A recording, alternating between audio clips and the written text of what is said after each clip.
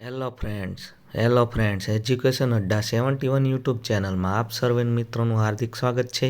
આજે આપણે ગૌણ સેવા પસંદગી મંડળ ગાંધીનગર દ્વારા જાહેરાત ક્રમાંક ફોરેસ્ટ 2022-23-1 વનરક્ષક વર્ગ 3 માટેની અગત્યની જાહેરાત એક પડી છે, તેની આજે આપણે ચર્ચા કરશું।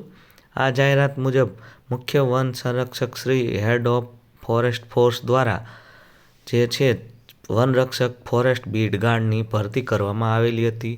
આ ભરતી માટે 29 જિલ્લાઓમાં ટોટલ 829 જગ્યાઓ પર સીધી ભરતી માટે પરીક્ષા યોજાઈ હતી।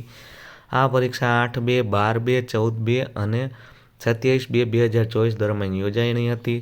ત્યારબાદ ફિઝિકલ પરીક્ષા થઈ હતી। ત્યારબાદ પ્રમાણપત્ર ચકાસણી અને સંપૂર્ણ પરીક્ષા બાદ હવે ઉમેદવારોના માર્કની યાદી પણ જાહેર થયેલી છે। આ નોટિફિકેશનમાં શું છે તે જોઈએ।